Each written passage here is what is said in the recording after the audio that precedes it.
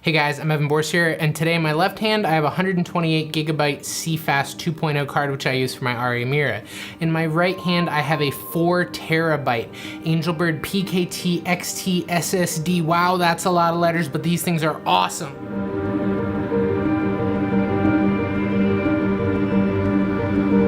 Okay, sorry for the crazy intro, but really this thing is pretty fantastic. So I'm not gonna get into all the super technical stuff. There's a couple other videos that I'll link in the description below. You can also go to their website where they have all the specs listed.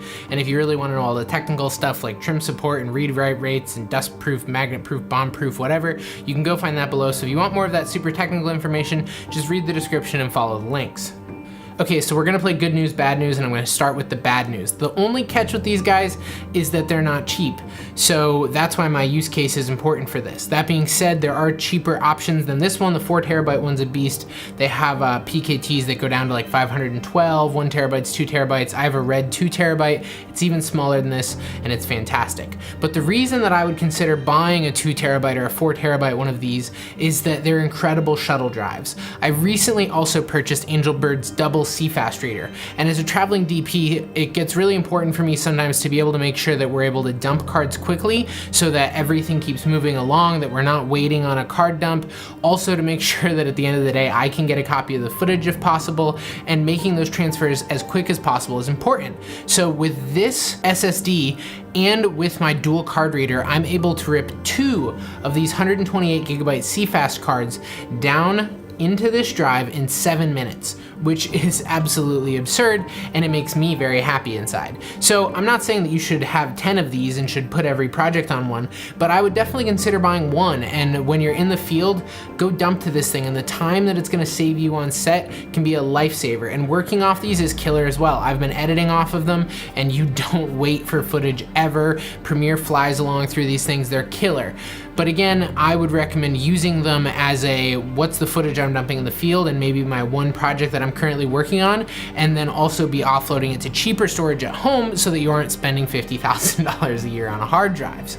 So if you're a working professional who is someone who has valuable time on set and budgeted projects where half an hour, 60 minutes per card saved dumping can be significant, or the ability to transfer footage at the end of the day quickly is valuable, like for me taking a copy of stuff for myself, then these guys are super worth it, because at the end of the day, if it ends up being whatever, like 200 bucks a month for the next year for me to have this guy, then it's paid for itself in my opinion. Now it's not gonna be the tool for everyone, and maybe you want a 2 terabyte, maybe you want a 1 terabyte. There's stuff that's much more affordable.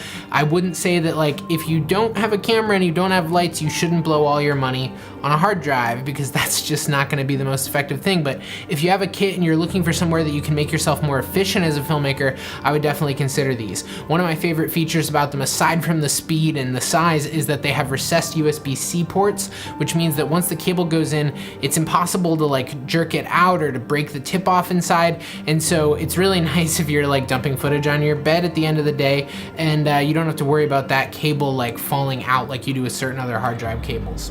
So anyway, that's it for this. I'm honestly gonna keep it just as quick as that and say that if you're gonna get value out of this, you're gonna understand what I'm saying, and you're probably gonna go get one. If you wanna go get one, you can go to their website and use code SSFG10 to get 10% off any of these products, which if you're buying a $2,000 plus hard drive can add up quickly. So definitely go do that. If you have any questions, leave them in the comments below and I'll do my best to answer them. If you have any technical questions, sometimes it might be better to hit the guys at Angelbird up directly. I wanted to thank them so much for letting me test out these pieces of gear. I'm gonna be doing a video soon on their USB-C hub for my MacBook Pro, which I would highly recommend as well. And their dual CFast reader is fantastic, and it's cheap. It's like 160 bucks. And again, 2 cards in 7 minutes at the same time is absurd. So thank you guys so much for watching, and I will see you again next time. Bye.